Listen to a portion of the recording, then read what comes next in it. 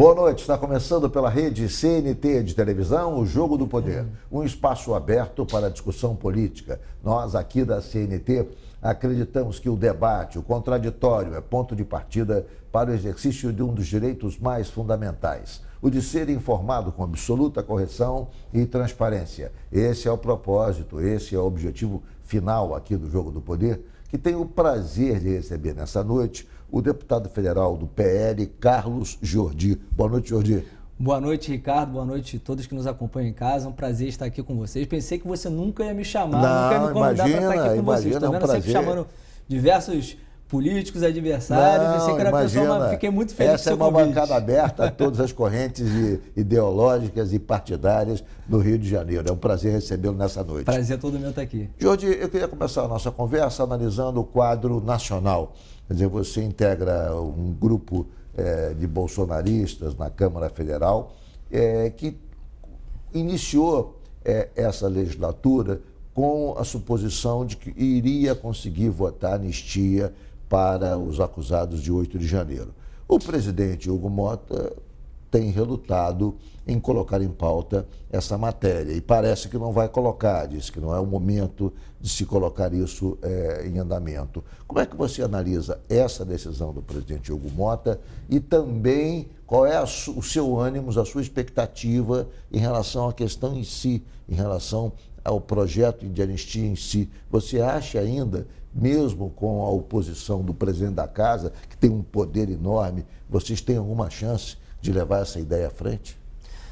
Olha, é complicado fazer qualquer prognóstico acerca da anistia. Esse projeto que, ao meu ver, ele é necessário para que nós possamos pacificar o país, porque foi uma grande covardia que fizeram contra aquelas pessoas do 8 de janeiro. Nós sabemos que realmente... Mas houve exagero, tá? De convívio, você não pode entrar no Palácio do Planalto, entrar no Supremo, depredar, isso não pode. Não pode, assim como também o MST não pode fazer as invasões, como já fizeram, já quebraram diversas vezes o STF, a Câmara dos Deputados, Black Blocs muitas vezes também fizeram e sempre tiveram um apoio. Mas a invasão dessa maneira foi muito maior e com inclusive certeza. do Palácio do Planalto, quebrando e depredando Ricardo, o patrimônio. Quer dizer, eu não tenho dúvida de que aquilo institucional da nação. Eu não tenho dúvida deplorável de que houve exageros, que foi errado o que foi feito no dia 8 de janeiro. Mas daí dizer que houve uma tentativa de golpe, na verdade isso daí é um verdadeiro absurdo, é um cambalacho que está sendo feito, porque na verdade querem prender o presidente Bolsonaro. Essas pessoas estão servindo de boi de piranha para fazer uma narrativa contra o presidente Bolsonaro. Que essa acusação de golpe, ela decorre do fato não só de ter havido aquela depredação, aquela invasão, mas é a associação daquele fato a documentos encontrados, minuta do golpe, uma série de documentos que foram encontrados, ou seja, uma coisa dá sustentação à outra, ou seja, aquilo supostamente não foi, digamos, uma atitude isolada, aquilo estava amparado em documentos, em reuniões, em decisões, em declarações internas. Vamos lá então, ou seja, foi ótimo a apuração, a investigação da Polícia Federal deu substância a que se pudesse acusar, digamos, aquele movimento efetivamente de golpe, porque havia todo um debate interno sobre essa possibilidade. Então, vamos lá, Ricardo, o que aconteceu, né? Você sabe quando que começou esse golpe? Você sabe quando começou? Em junho de 2021. Em junho de 2021. A análise, a investigação da Polícia Federal começa em junho de 2021 e aí o desfecho começa provocada por quê? Provocada por que episódio em 21 no governo Bolsonaro? São diversos episódios que eles vão levantando como se o Bolsonaro estivesse querendo colocar em descrédito, querendo descredibilizar o processo eleitoral. Sim.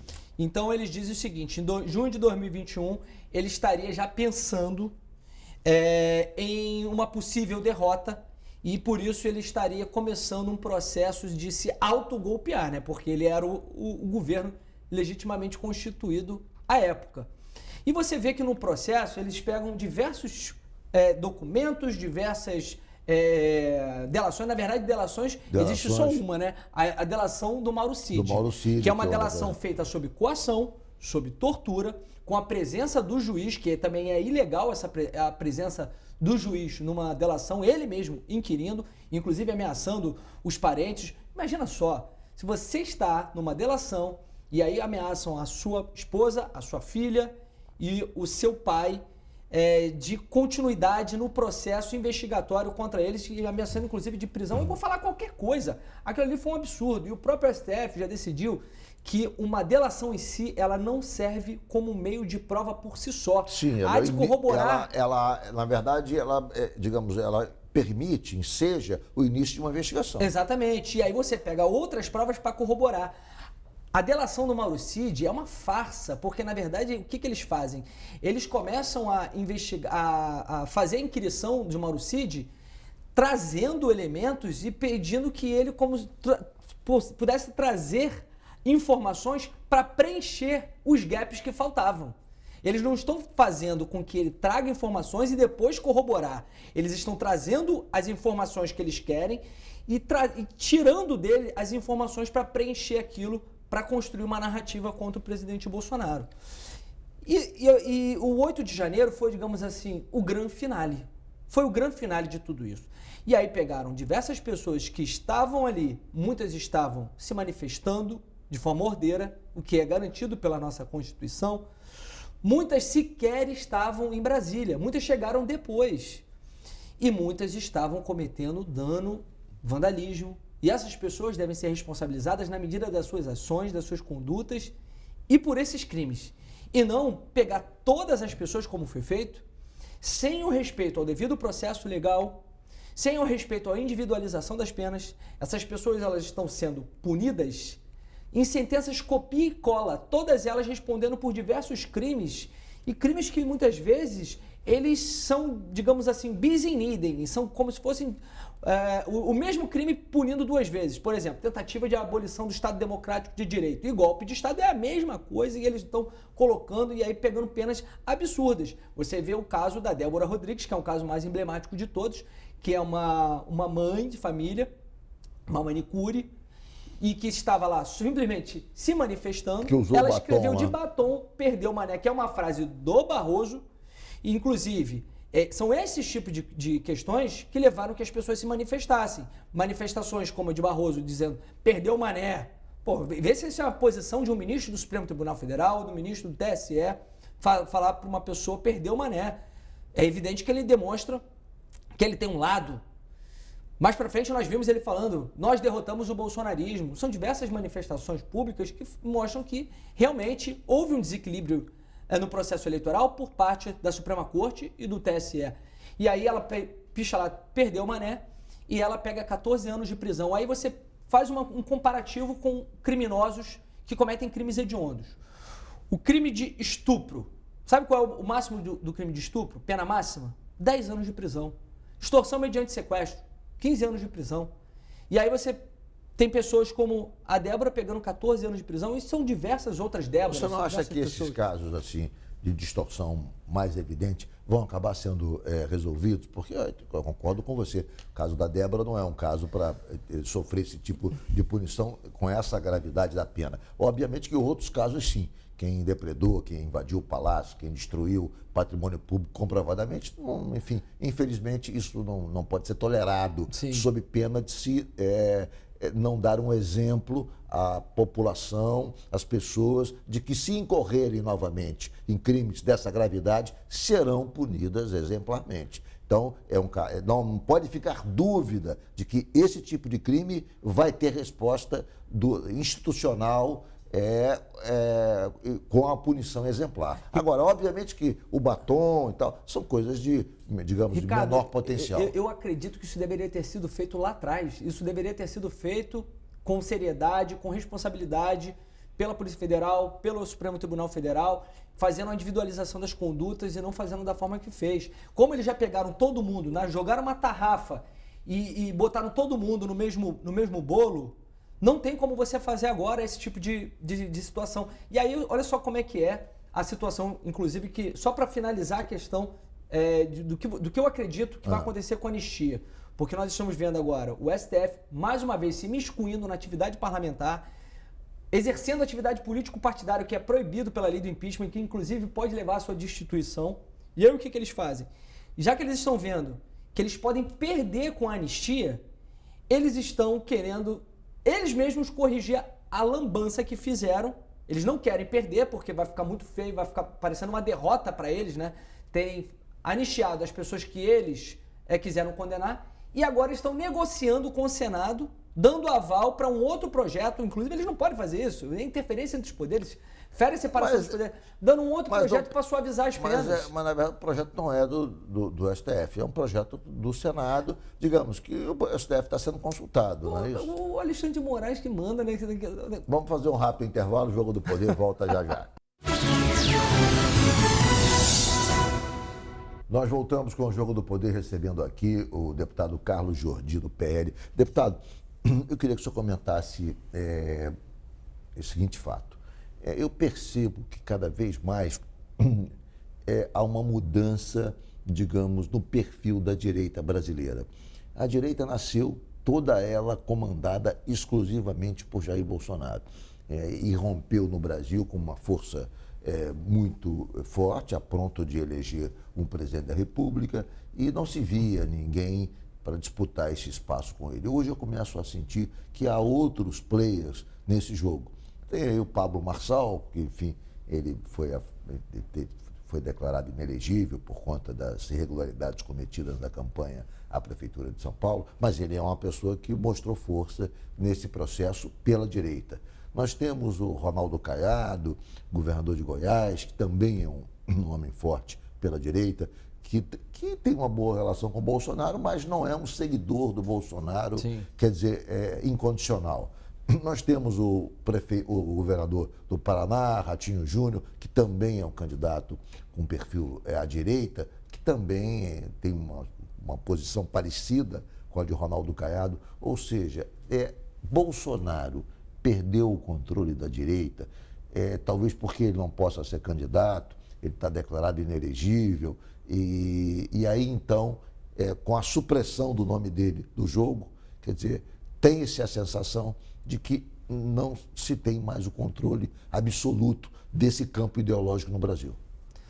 Olha, sabe o que tem em comum todos esses nomes que você trouxe aqui?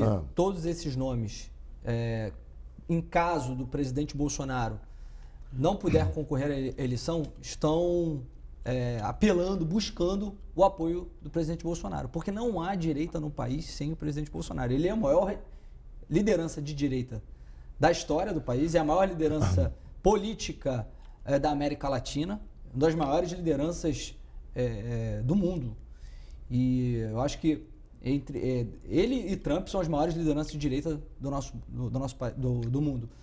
Então, assim, Bolsonaro hoje, ele é mais do que uma liderança, ele é aquele que define os rumos da direita no país, nas eleições. Nós estamos batalhando... Mas veja a situação em São Paulo, ele não apoiou o Pablo Marçal. Não. E Pablo Marçal Exatamente, mas teve por quê? um desempenho muito... Se não fosse os erros cometidos pelo Pablo na campanha, talvez Pablo tivesse ido para o segundo turno.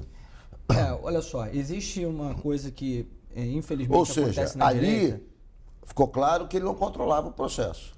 Não é isso não. O que acontece é que existem muitas pessoas na direita que muitas vezes tentam se colocar como uma nova liderança sem estar amparado pelo presidente Bolsonaro, sem estar sob seu guarda-chuva. Querem mostrar que são maiores do que o presidente Bolsonaro, que é uma nova direita. Foi o caso do Pablo Marçal. O Pablo Marçal, ele sempre foi coach, eu tenho até uma boa relação com ele, mas ele tentou se tornar uma liderança de direita sem estar ligado ao presidente Bolsonaro, Sim. porque, na verdade, e ficou demonstrado isso, ele queria superar o presidente Bolsonaro para disputar a eleição. Ele ainda quer disputar a eleição presidencial. Mas não tem chance alguma. Uma rejeição imensa. Imensa. Ele ainda quer. Uma rejeição imensa. Ele tem rejeição na direita, porque ficou claro que ele, na verdade, ele tentava ali suplantar, querer superar o presidente Bolsonaro, uma coisa assim de megalomaníaco isso, tentar querer achar que pode superar o presidente Bolsonaro. E ele também cometeu muitos equívocos. Então ele tem uma rejeição imensa, ele tem a rejeição de outros segmentos da sociedade, ele não está preparado para disputar Mas, por exemplo, uma se eleição Bolsonaro majoritária. não sendo candidato, olha se eu estou correto, se eu estou incorreto, se eu estou incorrendo em erro, você me corrija. Mas se a percepção que eu tenho é o seguinte, se Bolsonaro indicar alguém da família, outros candidatos aparecerão pela direita. Se indicar talvez o Tarcísio, pela força que Tarcísio tem na política, quer dizer, digo no meio político, pode ser que ele consiga agregar. Por exemplo, se for Tarcísio candidato, acho que muito dificilmente Caiado vai se lançar, ou Ratinho vai se lançar. Agora, se Bolsonaro indica, vou indicar Eduardo Bolsonaro como candidato, eu tenho certeza de que Ronaldo Caiado vai se oferecer como candidato, ou seja, outros nomes vão se colocar para disputar esse espaço. Não, primeiramente eu quero deixar muito claro aqui que nós estamos buscando com que o presidente Bolsonaro ele possa estar viável eleitoralmente para que ele dispute a eleição, porque é injusto. O golpe é isso. O golpe é não ter o presidente Bolsonaro para disputar a eleição, sendo que ele é o primeiro nas pesquisas e que daria um pau no descondenado na eleição. Mas, caso ele não esteja apto a concorrer, o presidente Bolsonaro é que deve decidir, porque ele é o maior líder da direita no nosso país. E a diferença entre ele e o Lula é essa. O presidente Bolsonaro, pelo seu tamanho, pela sua capacidade, pela sua competência, pela sua liderança, ele formou diversas lideranças políticas no nosso país. Olha aí o Nicolas, um dia vai ser presidente do nosso país. Nós temos a Michelle, temos o Tarcísio, diversas lideranças forjadas a partir da sua tutela. Já o Lula não tem. A esquerda não tem uma liderança para disputar a eleição em 2028 que não seja o Lula. E o Lula está muito mal das pernas também. Então, assim, qualquer um que o Bolsonaro lançar, se ele não estiver apto a concorrer, vai ganhar a eleição. E se, por exemplo, não for o Tarcísio, for alguém da família, como você destacou aqui, podendo ser a Michelle, podendo ser o Eduardo, e outros atores políticos, outros políticos como, por exemplo, esses que têm interesse em disputar a presidência, como Caiado, Ratinho Júnior, querendo disputar, não vão conseguir prosperar, não vai conseguir sair de 5%, 10%, porque ele acaba aglutinando, o presidente Bolsonaro acaba aglutinando a maior parte da direita no nosso país. E a centro-direita, vendo quem é que tem mais força, vai querer caminhar conosco. E não vai caminhar simplesmente numa aventura de alguém que viu seus planos frustrados por não ter o apoio do Bolsonaro para a eleição. Então, assim, nós temos que seguir a orientação daquele que realmente é o maior líder político da direita no país, que é o presidente Bolsonaro. E se for Bolsonaro. depender da sua preferência, Bolsonaro não sendo candidato, quem seria o melhor nome? Eu acho que ou o Tarcísio ou a Michelle. São os dois nomes, assim, o Tarcísio é um ser humano fora da curva, um QI de alienígena, é um cara que sabe muito, conhece muito. Não tenha dúvida, mas eu percebo... E ele aglutina muito. Eu também acho. Ele aglutina muito mas sempre. Eu percebo também, eu já conversei com alguns integrantes da família Jair Bolsonaro, que ele não detém a confiança total da família. Eu escutei já uma coisa assim, ele é um bom nome, ele é uma boa pessoa e tal, mas ele não é nosso. Eu já ouvi isso de gente da família. Bom, eu acho que ele é um cara muito leal ao presidente Bolsonaro, ele já demonstrou isso, ele fala publicamente, é evidente que ele tem uma postura, ele tem uma postura diferente daquele aliado do presidente Bolsonaro. Vou te citar aqui um exemplo claro. Recentemente, o governador Tarcísio fez uma declaração muito elogiosa à Justiça Eleitoral brasileira, fez uma declaração muito elogiosa ao sistema eletrônico de votação.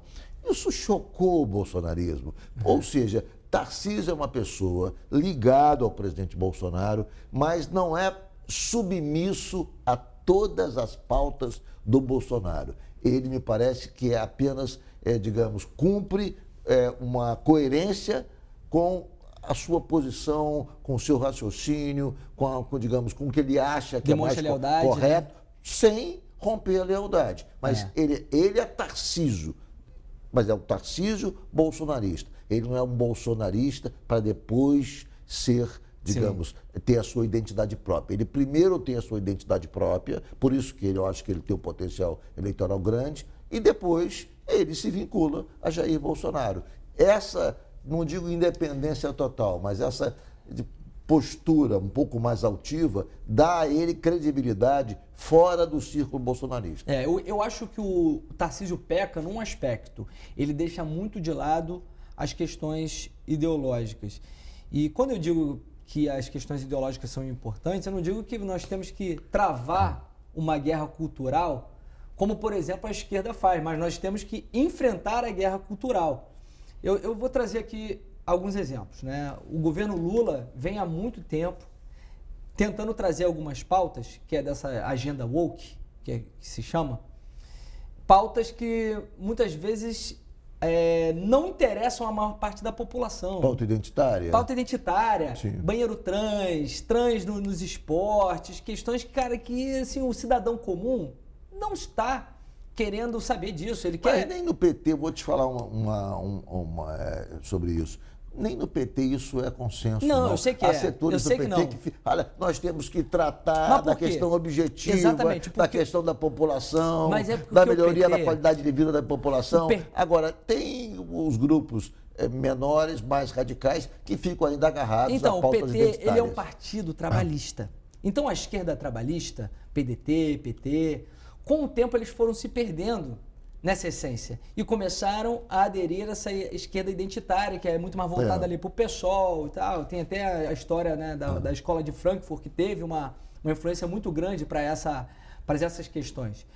E, com isso, a esquerda começou a aderir muito a esse tipo de discurso. Inclusive, o governo Lula fez muito isso. Se descolou da realidade da população. Sim, com se descolou certeza. da realidade. E a Com gente certeza. viu isso, o resultado nas eleições de 2024. E hoje eles estão buscando novamente se conectar com a realidade da população. O Tarcísio, por exemplo, é uma pessoa que ele é muito tecnocrata. Ele é um cara muito voltado para essas questões ligadas a realmente... Administração é o resultado. Administração é o resultado. Então, assim, muitas vezes ele deixa que essas questões que a esquerda identitária empurra, elas passem.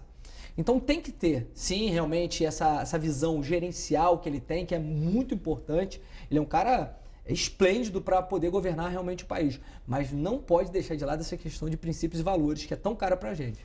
Ok, vamos a um rápido intervalo. O Jogo do Poder volta já já, hoje com o deputado Carlos Jordi.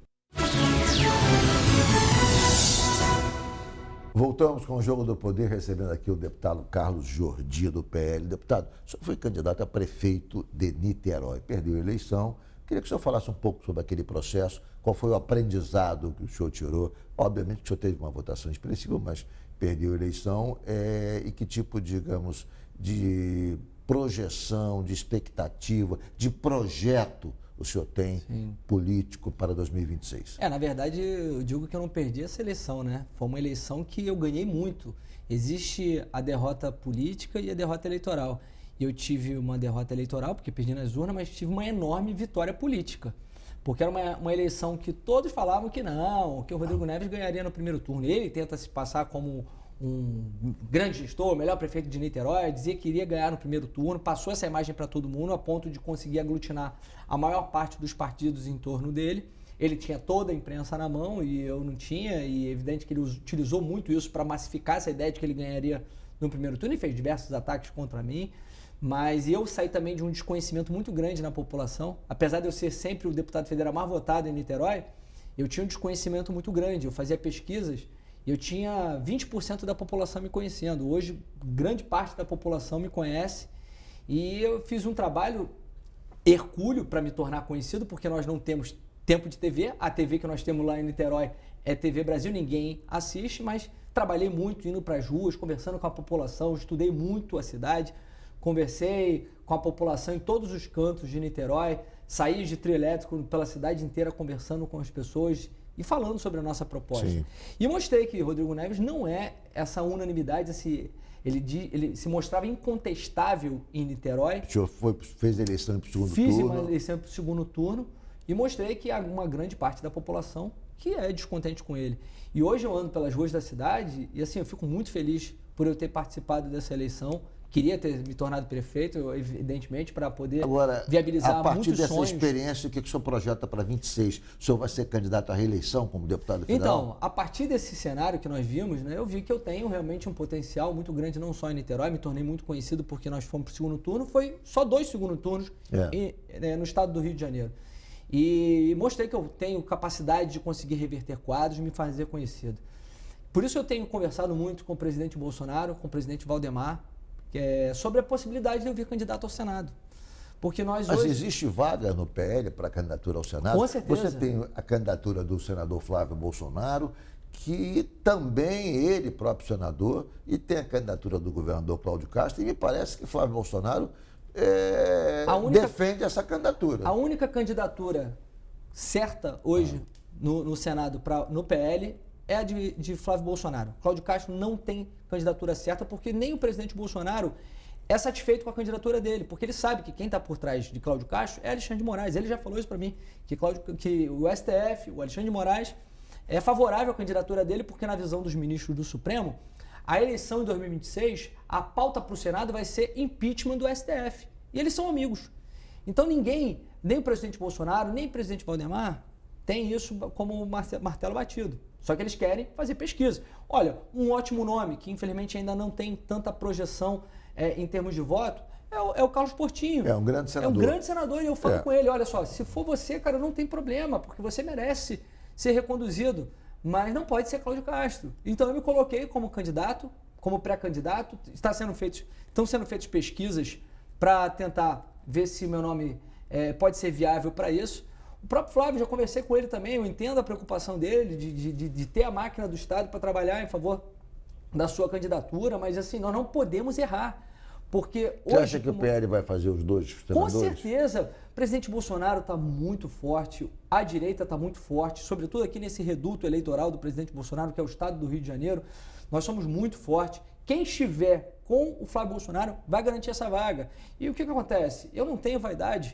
Você já conversou com o presidente Bolsonaro sobre o seu desejo de se candidatar? Conversei com ele. E o que ele disse? Ele disse o seguinte, vamos colocar teu nome na pesquisa. Vamos colocar o teu nome na pesquisa porque eu preciso de gente que realmente seja coerente, que seja leal, porque ele quer ter maioria no Senado. O Alexandre de Moraes está trabalhando, conversando com governadores, e isso não sou eu que estou falando, porque inclusive já foi amplamente divulgado pela imprensa, pelo próprio Jornal Globo.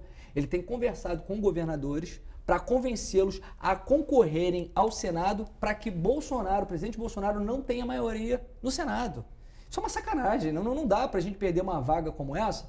E eu digo sempre, eu não tenho vaidade, eu acho que enquanto deputado eu trabalho muito pela população, trabalho muito pelo meu estado, trabalho muito pelo meu eleitor. Mas eu, como senador, eu posso fazer muito mais, porque eu sou cobrado muitas vezes. Às vezes o cidadão que não entende de política fala assim, mas o que vocês estão fazendo? Vocês só estão fazendo discurso, tal, querendo que a gente tenha alguma reação ao Supremo.